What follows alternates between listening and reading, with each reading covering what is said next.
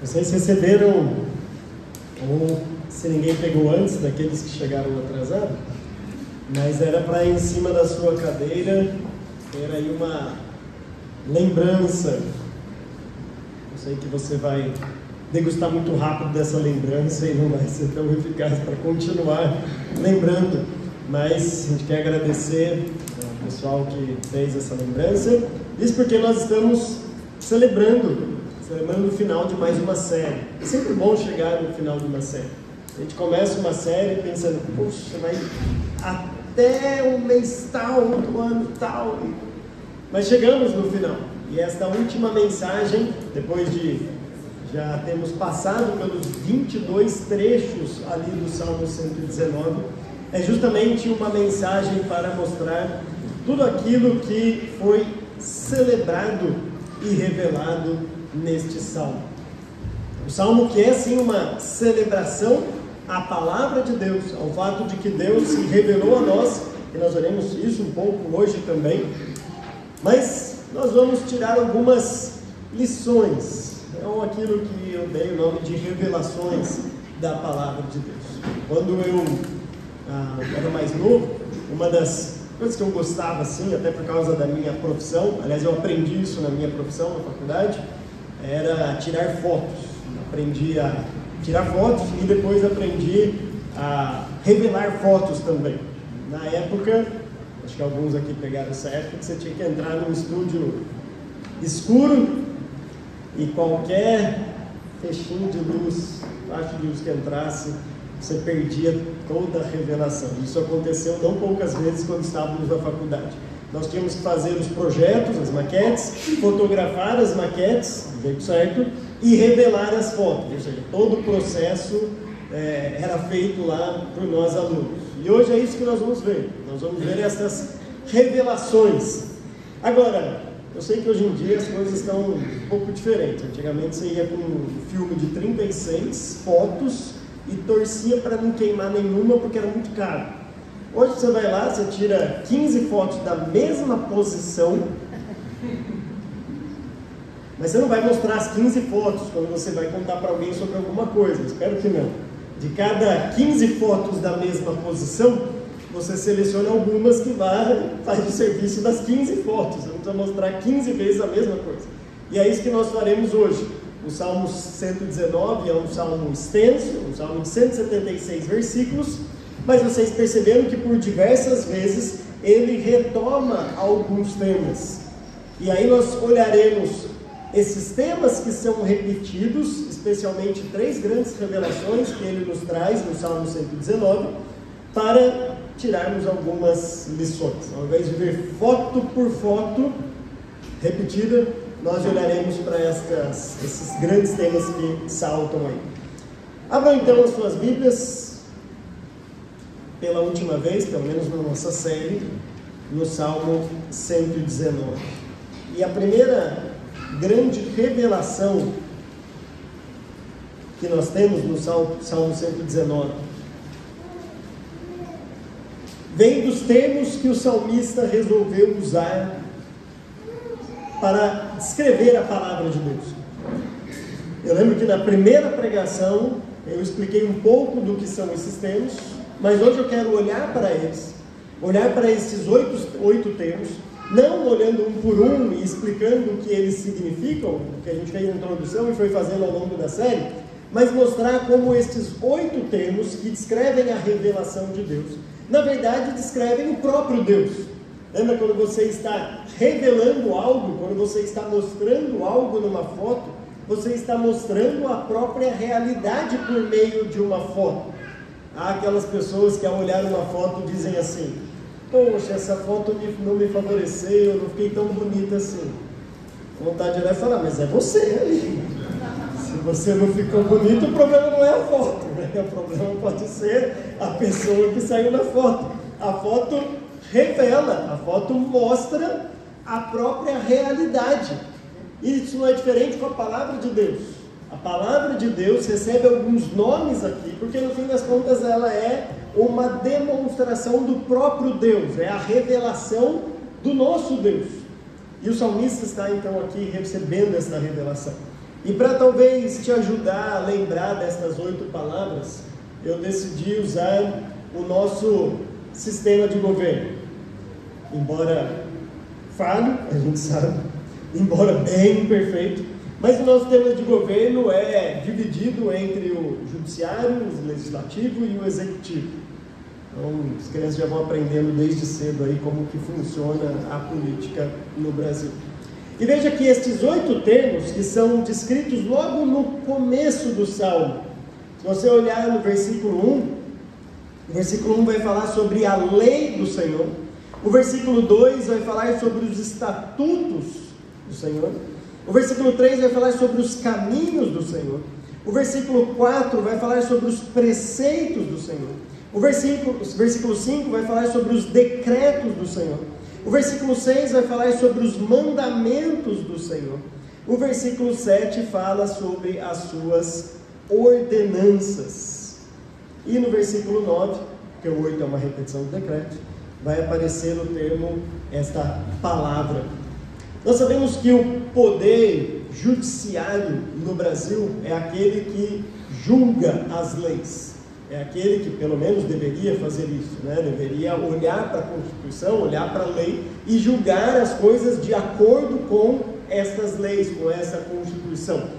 E veja como os termos que são usados aqui demonstram exatamente isso, especialmente para você guardar e lembrar o termo decreto de Deus e os termos de juízos de Deus, o termo que descreve esses juízos de Deus.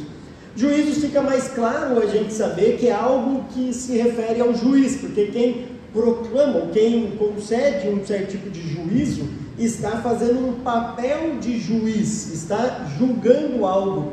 E quando então um dos termos para a palavra de Deus é juízos, o que a Bíblia está nos dizendo é que Deus então é este juiz e por isso ele pode usar a sua palavra como um parâmetro, um padrão para exercer o seu juízo. A gente viu por diversas vezes no Salmo como esses juízos de Deus são perfeitos e são justos, diferente do que muitas vezes nós temos por aí. Além disso, há os decretos. Isso a gente costumou bastante no Brasil, né? Porque os juízes agora estão decretando para cima e para baixo, né? Decreto isso, decreto aquilo lá. E o juiz falou, você tem que obedecer, não tem muita opção. O juiz decretou algo, você tem que simplesmente obedecer, por mais absurda que seja a ordem de um determinado juiz. Agora lembra que nos decretos de Deus, Deus continua sendo justo, tal como no seu julgamento, no exercício da sua justiça. E quando a Bíblia então mostra que Deus decretou algumas coisas, Ele está exercendo um papel de um juiz que não só vai julgar o mundo com justiça por meio do padrão que Ele revelou na sua palavra, mas como um belo juiz, decretou algumas coisas que iriam acontecer, e a própria palavra dele recebe esse nome, os decretos imutáveis do nosso Deus.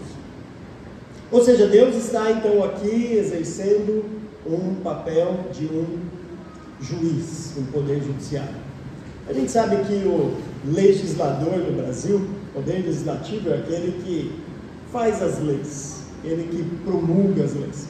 Bom, a própria palavra Torá significa lei, mas as ordenanças, os preceitos de Deus, ou seja, Deus não é só aquele que decreta e julga, mas é aquele que formula as próprias leis. Veja como os termos descrevem, no fim das contas, a pessoa de Deus que tem autoridade para dizer para nós o que fazemos ou não. É Ele que promulga estas leis de como nós devemos viver aqui. Nós temos o poder executivo, que deveria executar essas leis, colocar em prática essas leis. E eu acho interessante quando o salmista vai usar como um sinônimo da palavra de Deus os termos caminho ou conduta, mostrando que a palavra de Deus não é apenas um decreto, não é apenas um juízo, não é apenas uma lei teórica, mas é algo a se colocar em prática. Então talvez quando você estiver diante de uma decisão difícil para tomar na sua vida. Sabe quando você passa por aquela decisão do que fazer numa determinada situação? Às vezes envolvendo pecado. Eu faço isso no trabalho porque todo mundo está fazendo ou não faço?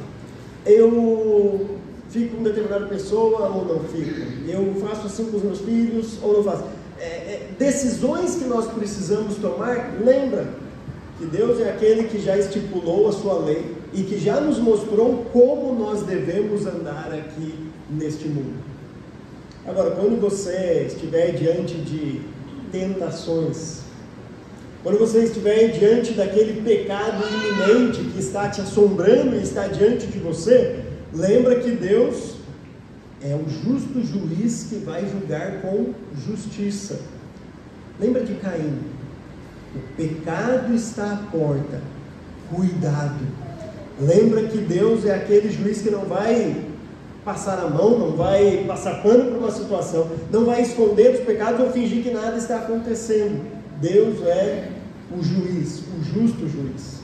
Mas talvez quando você estiver fraco e não estiver conseguindo executar a palavra de Deus corretamente na sua vida, lembra que Deus é aquele que nos capacita, que faz com que uma lei teórica seja aplicada às nossas vidas pela própria ação dele em nós.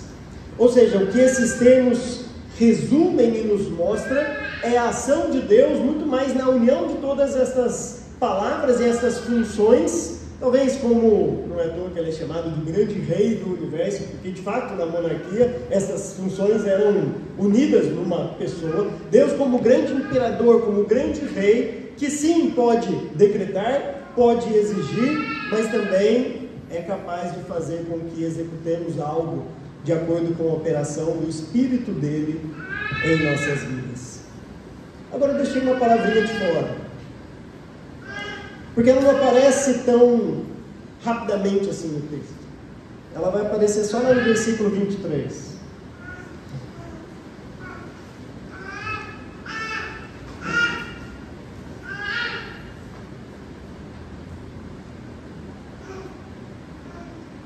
Desculpa, não é no versículo 23 não, é no versículo... Deixa eu procurar aqui.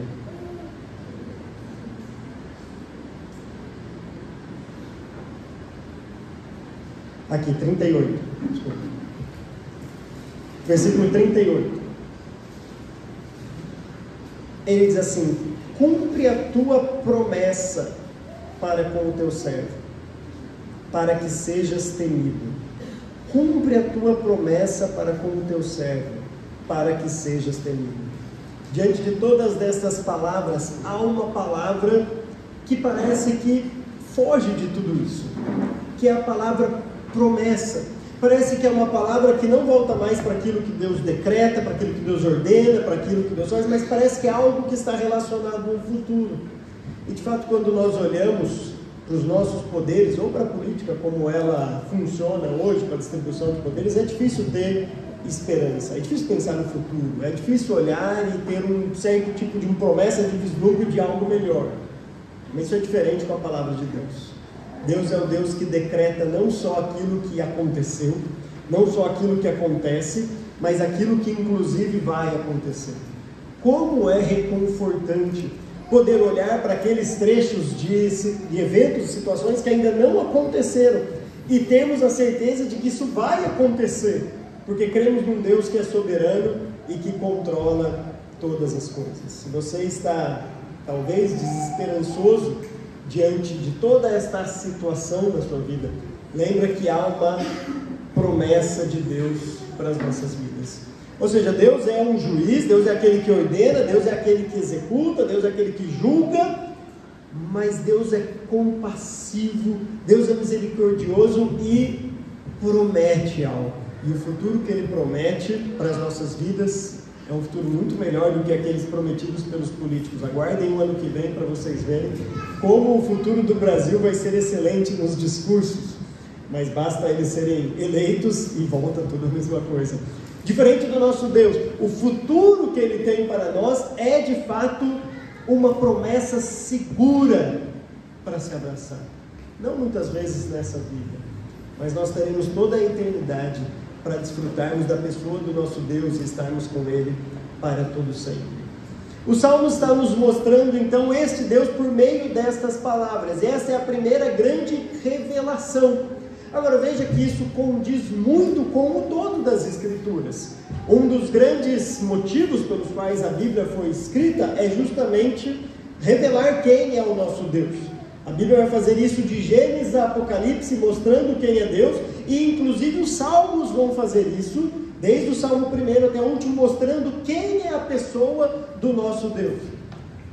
Se você lê a Bíblia, se você lê a palavra e não aprende mais sobre quem é Deus na palavra, não estamos lendo a Bíblia corretamente. A Bíblia foi escrita como uma autorrevelação da pessoa do próprio Deus. Então, toda vez que eu me deparo com ela, uma das principais funções dela é mostrar quem é este Deus que criou todas as coisas e que decidiu se revelar ao homem. E o salmista, então, debaixo desta realidade, vai fazer esta primeira revelação para nós. Quem é a pessoa do nosso Deus? E as implicações que isso tem para as nossas vidas.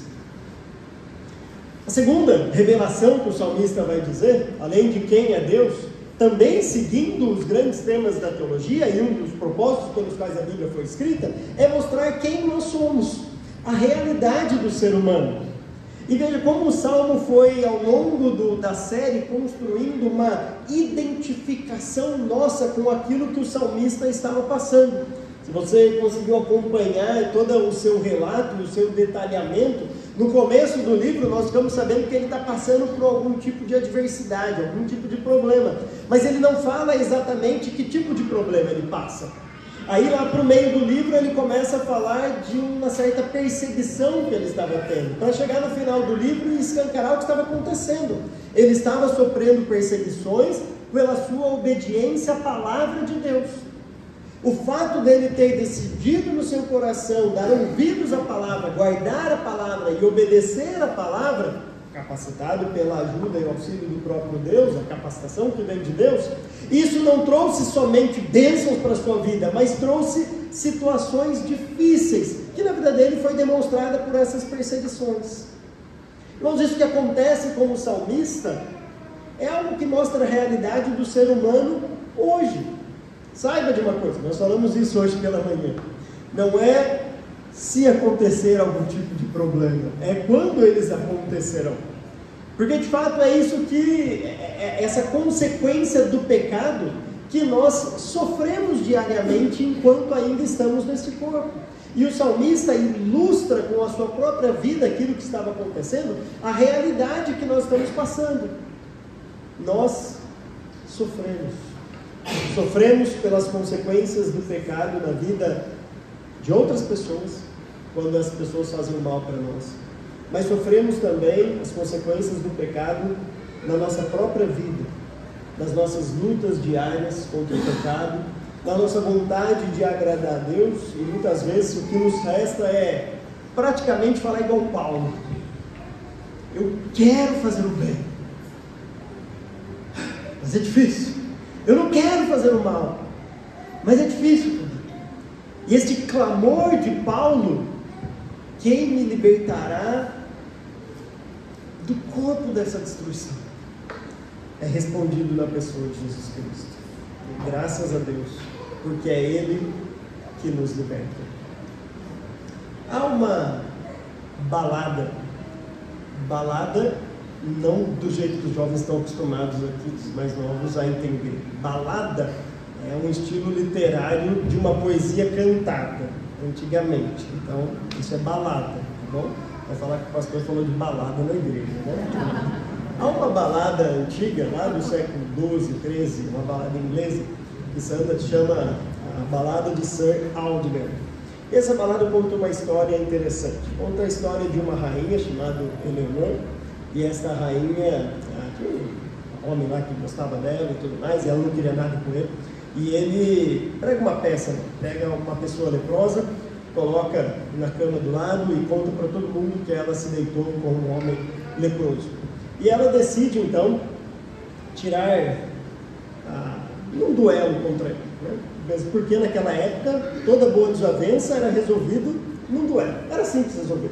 Chamou por um duelo. Mas ela, como mulher, não podia participar de um duelo. E aí então uma donzela do reino sai à procura de alguém para participar desse duelo. E quando a donzela está indo procurar, ela tem um sonho. E neste sonho, é revelado para ela nesse sonho, que ela vai sair daquela situação. E aquela pessoa que ela encontrar, de fato, vai livrar ela daquela situação. Só que essa donzela não consegue encontrar ninguém a não ser um menino, que na balada é descrito como 4 anos. E o menino chega para ela e fala: por que você está olhando assim tão assustado para mim? Diga para a rainha que quando o fardo é pesado demais, o auxílio está próximo. O menino fala: quando o fardo é pesado demais, o auxílio está próximo. Irmãos, é isso que nós precisamos lembrar. Quando o fardo é pesado demais, quando está difícil, como Paulo clama lá: Senhor, quem me livrará do corpo desta morte? O auxílio está próximo. E nós sabemos quem é o nosso auxílio. Mas a história continua, porque depois o menino chega até a rainha e ela não quer que ele lute, porque é um menino de 4 anos. Como que o menino de 4 anos vai participar de um duelo? E o menino chega e fala assim: confie na revelação que você teve. Confie no sonho que você teve. E o menino vence. E eu não vou contar o que aconteceu com ele, com o leproso. Depois vocês leem e procuram na internet essa balada que a Domínio contou. Não vou contar o final assim da história. Mas veja que frase interessante. Pode parecer improvável que um menino de 4 anos vença uma batalha contra aquela pessoa que pregou essa peça na rainha. Pode ser muito improvável. Mas o menino em um momento diz assim: confie em mim porque eu vou conseguir. Ele diz: confie na revelação que você teve no sonho. Se o sonho disse que você vai sair dessa, é porque você vai sair. E de fato ele ganha. Mas quando o fardo está pesado demais, o auxílio vem. Mas o auxílio não vem de dentro de nós. O auxílio não vem em nós e dizemos: nós conseguimos obedecer os preceitos da palavra de Deus, nós conseguimos seguir as ordenanças de Deus, nós conseguimos viver dentro do caminho de Deus e conseguimos aplicar toda esta realidade do Salmo 119 em nossas vidas. O melhor que temos a fazer é como o salmista fez no final do Salmo. Lembra do último versículo? Tenho andado como uma ovelha desgarrada, perdida. Então, Senhor, lembra-te de mim, vem em meu auxílio. É este reconhecimento que sim, precisamos de algo, mas este algo não vem de nós, mas vem da revelação do próprio Deus em nossas vidas. É disso que nós precisamos nos lembrar diariamente. Então o salmista está mostrando que a sua realidade, quem ele é, frágil, lutando contra os seus problemas, lutando contra as suas aflições, tentando depender de Deus, é a realidade que nós passamos, e este é o ser humano. Mas veja, podia ser só um ser humano passando por diversos problemas da vida, mas algo que passa desapercebido aqui no Salmo, é que o Salmo é uma celebração sobre a revelação de Deus. E este salmista, mesmo passando por tantos problemas e tantas adversidades, perseguições por obedecer a palavra, ainda assim está tendo o privilégio de receber a revelação de Deus e escrever a revelação de Deus neste belo salmo sobre a palavra. Não é reconfortante saber que de fato nós passaremos por problemas e dificuldades, mas Deus não nos deixou sozinhos. Ele nos deu recursos para passarmos por isso. Nós podemos dizer que somos bem-aventurados, que somos felizes de fato, que somos privilegiados, porque ao passar pelos mesmos problemas que grande parte da população aí passa, se não todos, nós não estamos desamparados, mas fomos avisados e tendo esse auxílio prévio de Deus. Deus já nos deixou tudo aquilo que nós precisamos, como Pedro vai dizer, para a vida e para a piedade. Então sim, passaremos por problemas tal como o salmista, mas sim, somos privilegiados tal como o salmista, por ter a revelação de Deus. E não só ter a revelação de Deus. E aí que está o grande ponto dessa revelação, que é tão bela, é entender esta revelação de Deus. Irmãos, esse livro é o livro mais vendido da história, a Bíblia. É o mais vendido de toda a história. Por mais que tentaram, por diversas vezes, acabar com ele e proibir e tudo mais, mas ainda assim é o livro mais vendido na história. Agora não se engane, não acho que é porque é o mais vendido que é o mais vivido de toda a história. Há muitos que leem e não entendem, há muitos que leem com intenções erradas, há muitos que leem mal orientados, mas nós temos o privilégio de ler com a ação do Espírito Santo em nossas vidas, mostrando para a gente que isso não é um livro como qualquer outro, mas é de fato a revelação de Deus que pode transformar as nossas vidas. E isso faz toda a diferença no nosso relacionamento com a palavra, que consequentemente é uma revelação, um relacionamento com o Deus da palavra. Então o salmista está mostrando esta revelação, quem é Deus, e ele faz isso por meio destas palavras, e ele vai descrever Deus ao longo do salmo. Ele está dizendo quem é também o ser humano, privilegiado por ter um relacionamento com Deus, eles são salvos, mas também passando por problemas e dificuldades.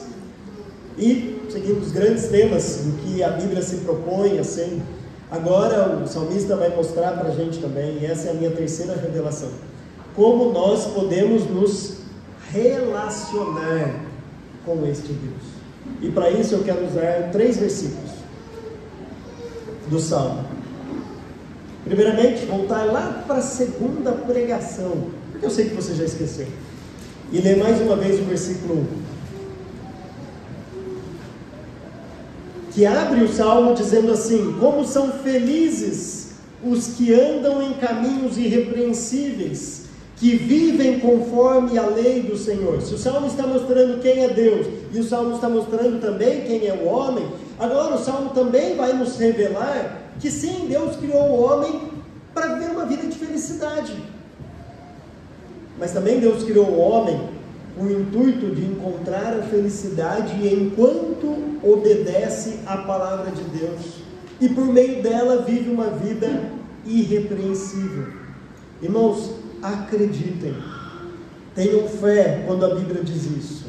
A nossa maior felicidade não está quando você atinge um sucesso empresarial, um sucesso acadêmico, não está quando você de fato consegue trocar de carro, ou quando o seu time ganha. Se dependesse disso eu estava lascado na minha felicidade.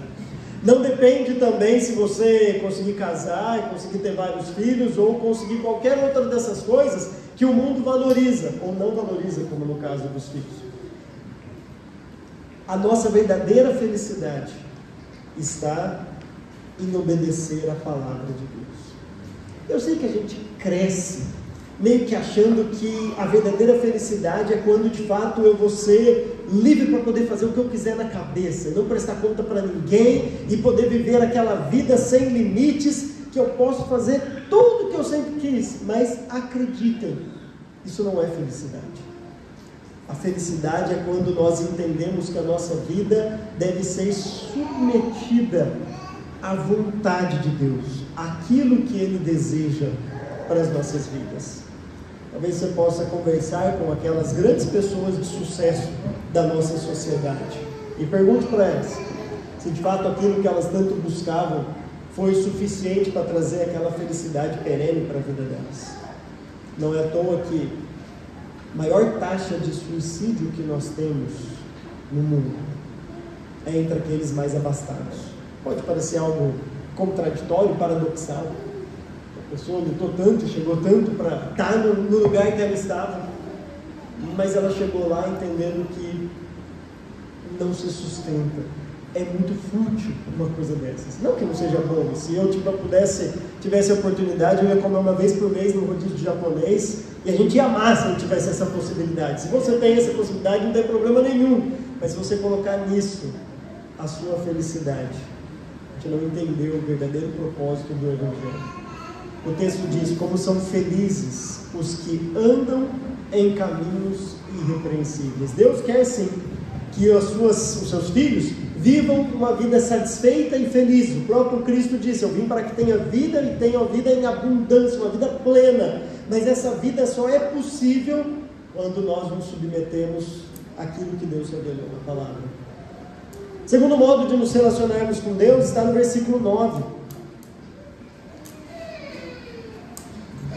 Como pode o jovem, ou o homem, ou a mulher, o cristão, manter pura sua conduta, vivendo de acordo com a tua palavra? Se nós queremos então viver uma vida feliz, entendemos que essa vida feliz é quando vivemos uma vida irrepreensível na presença de Deus, saiba, não há como viver uma vida de santidade, uma vida irrepreensível à parte da palavra de Deus. Não ache que se você deixar a palavra de lado, não ler a palavra, não se relacionar com esta palavra no dia a dia, se relacionando com o próprio Deus, você vai ter uma vida de santidade. Abandone a palavra de Deus. E eu posso te garantir que logo, logo você vai abandonar uma vida de santidade. Só é possível vivermos de maneira santa diante de Deus quando damos a devida atenção à palavra. E é isso que o salmista está querendo mostrar para a gente neste salmo. Levem a sério a palavra de Deus, porque é por meio delas que nós mantemos puro o nosso caminho. E é por manter puro o nosso caminho e viver uma vida irrepreensível que nós vamos de fato viver uma vida de felicidade. E por fim, quero me valer lá do finalzinho, aqueles últimos versículos. Aquele que eu acho que você ainda não esqueceu, ecoando a última pregação, as últimas pregações. O versículo 166 e o versículo 174. A última do William e a minha última pregação. Versículo 166 diz: aguardo a tua salvação, Senhor, e pratico os teus mandamentos. Versículo 174 diz: anseio pela tua salvação, Senhor, e a tua lei é o meu prazer. O salmista está mostrando que para nos relacionarmos com Deus, algo é fundamental. É ansiar, aguardar, desejar pela salvação que vem do nosso Deus. Irmãos, há muita coisa relacionada a isso, porque alguém só deseja a salvação de Deus quando já entendeu quem primeiro é Deus, como nós vimos, e quem é o homem. Porque toda vez que a minha concepção de Deus não é correta, e consequentemente a minha concepção sobre eu mesmo, sobre mim mesmo, sobre o homem não vai ser correta, eu vou achar que eu não preciso de uma salvação. Só reconhece quem precisa de salvação quem de fato entende quem Ele é e quem Deus é. Deus é um Deus santo, um Deus que não compactua com o pecado, e nós somos pecadores, ímpios, e por isso carecemos dessa salvação que vem de Deus. Mas lembra que eu disse na última mensagem? A salvação já veio há 2000 anos. O auxílio, quando o fardo foi pesado demais, já veio. O auxílio já desceu a este mundo, já deixou a sua glória, já se fez carne. E se este salmo é uma celebração à palavra de Deus, uma celebração à palavra de Deus tem que ser uma celebração ao próprio Deus, não só porque Deus é o autor da palavra, como o salmo vai dizer, mas porque Deus é a própria palavra. E o verbo se fez carne e habitou entre nós, e vimos a sua glória, cheia de graça e de verdade. Esta palavra, esta revelação de Deus, um dia veio e habitou. E se nós queremos nos relacionar com Deus, nunca será nos nossos méritos, senão nos méritos deste Salvador, do nosso Senhor Jesus Cristo. Talvez você tenha vindo aqui e ainda não tem convicção de que Cristo pode transformar a sua vida e salvar a sua vida. E eu vou te dizer que o único modo de se relacionar com Deus é por meio de Jesus Cristo e do sacrifício dele na cruz em nosso lugar. Agora, eu espero que a grande maioria, se não todos aqui, já tenham entregue a sua vida a Cristo, já tenham entendido esta salvação. Mas não se engane, a nossa vida de santidade, a nossa caminhada com Deus, neste caminho que Ele colocou para nós andarmos e vivermos neste mundo, continua dependendo da graça e da misericórdia de Cristo em nossas vidas. Se afaste de Cristo e dependa da sua autossuficiência, e você vai ver uma vida de pecado e de infelicidade. Mas reconheça a sua fraqueza, reconheça que o fardo é pesado demais, reconheça que você precisa de um auxílio, e ele já veio, e essa graça está disponível, a graça que se manifestou e agora, como o Tito diz, nos educa a viver de maneira piedosa, sensata, justa nessa era presente. E saiba, e eu espero que você viva assim, que um dia essa graça vai voltar, ela vai se manifestar mais uma vez, e nós ansiamos por esta salvação. As palavras que Paulo diz tão desesperadamente: quem me livrará do corpo dessa morte? Um dia essa resposta vai ser definitivamente dada quando Jesus Cristo voltar e restaurar todas as coisas, não mais como os políticos injustos que nós temos por aí, os juízes, os legisladores e tudo mais, mas como aquele grande rei, dono de todas as coisas, soberano sobre tudo e todos, que vai de fato estabelecer a paz e vai nos conduzir a Ele mesmo num relacionamento eterno para sempre, e viveremos uma vida com Ele por toda a eternidade. Você anseia por essa salvação? Você anseia por esse dia? Seu coração pulsa de desejo de estar com o seu Salvador, dele voltar e restaurar todas as coisas. Saiba que é isso, esse desejo, que faz com que nós abramos mãos de todos os prazeres deste mundo para ver uma vida de santidade e que agrada a pessoa do nosso Deus. Irmãos, o que o Salmo está nos mostrando, o Salmo 119, é quem é Deus. Segunda revelação, quem é o homem. E a terceira é como nós nos relacionamos. E veja que nesses quesitos o Salmo não fala nada diferente do que toda a Bíblia diz. A Bíblia diz quem é Deus, a Bíblia diz quem de fato é o homem, e a Bíblia nos mostra como nos relacionarmos com este Deus. E eu queria agora, no último desafio, te convidar a baixar a sua cabeça. Nós estamos chegando no final de uma série, e eu espero de fato que essa série tenha falado com você de alguma maneira. E eu quero te propor que você faça um compromisso. Baixe sua cabeça, feche seu olho, se coloque diante de Deus. Eu quero saber que tipo de compromisso você precisa fazer hoje. Porque talvez o seu compromisso que você precisa fazer diante de Deus é de levar a sério a palavra e começar a ler essa palavra de Deus, porque ela é a revelação de Deus para nós. Não há como nos relacionarmos com Ele sem a palavra. Se é esse o caso, faça um compromisso de Deus com Deus. Fala: Deus, eu quero levar a sério a Tua palavra. Eu quero ler essa palavra, quero meditar nessa palavra, quero ter prazer em estudá-la, em olhar para a sua revelação e de fato te conhecer mais e melhor por meio desta palavra. Coloque isso diante de Deus, porque Deus nos deixou um livro e é somente por meio dele que nós conhecemos esta graça e conhecemos a pessoa do nosso Deus. Agora, talvez você seja um exímio leitor da palavra de Deus, sabe vários versículos de cor, mas talvez esteja com algum problema para colocar em prática isso. A gente sabe aqueles pecados que a gente luta diariamente, talvez algumas derrotas que você está tendo na sua vida. Se este é o caso, clame pela força de Deus, clame pela misericórdia, pela graça dele, para que você vença as lutas da sua vida, para que você consiga ver uma vida de santidade, capacitado pelo Espírito Santo. Você reconheça as suas fraquezas e clame pelo auxílio divino. Diga para ele: Pai, está pesado demais, e eu careço da tua graça, careço da tua misericórdia.